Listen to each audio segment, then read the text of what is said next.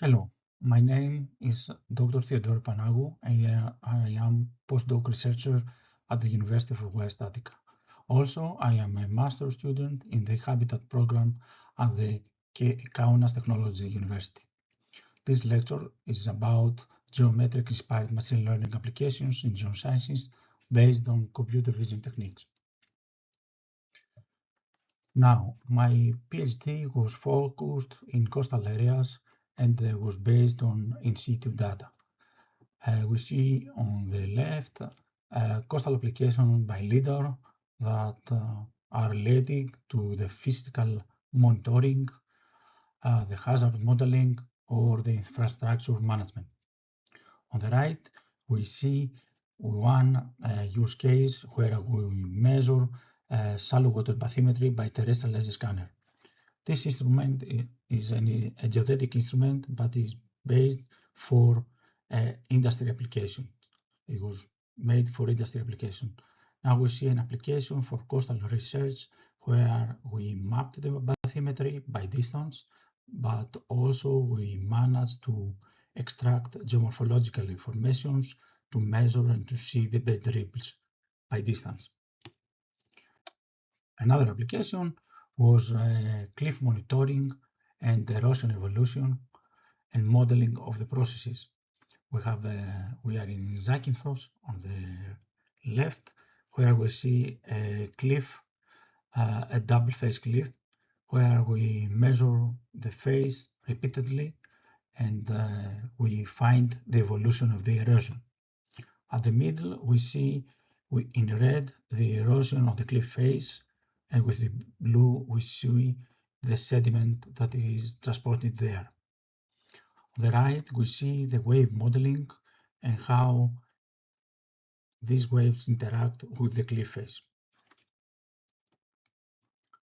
Now, in my postdoc research, this is a computational research based on exciting datasets like EPOS. The basic idea is that we're trying to find a structure on our data in another geometric space than the Euclidean. So we use the Riemannian space, which is a curved space. We see in the right that this space is curved and the measurement of the distances on this manifold, they are not the classical one. Now, the datasets that can be used, there are too many in any geosciences application, like satellite images, seismological or geophysical data, atmospheric data, geological data, geodetic and tectonic data, forestry and landscape ecology data, and so on. I work on satellites. Now, the basic tool is the symmetric positive definite matrices, the SPDs. What they are? They are matrices that are symmetric and all the group values are strictly positive. Finally, these matrices do not belong to a vector space, but they form an open convex cone or Riemannian manifold. What they do?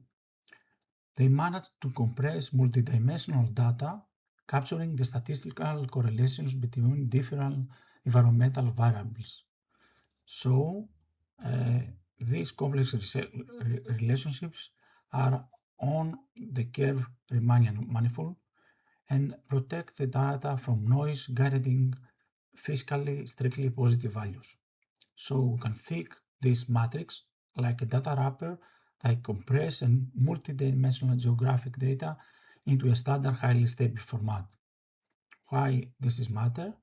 Because they preserve geometric structure of data under heavy noise and prevent mathematical collapse in neutral networks. Now, we see here the manifold pipeline, where we start on the left with the raw data. We create the SPD matrices where they live on the curved space, and then we reduce the dimension of the matrices, but always keep the relations of the data and the variables. Finally, we project this data to a Euclidean space, and there classical classification methods can be applied. Finally, all this can be used in this use case scenario.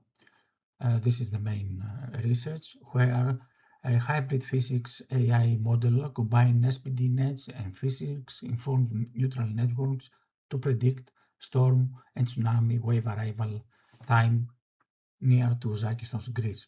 The data we are using is satellite data and data from wave modeling.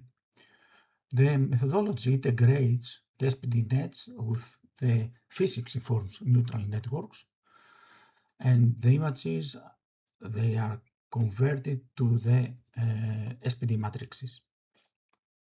All these models are extracted and they are served, they feed as a boundary values to the physics-informed neural network.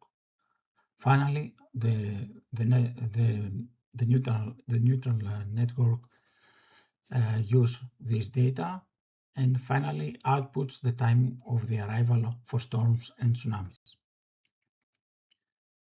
Here we see the architecture of the research.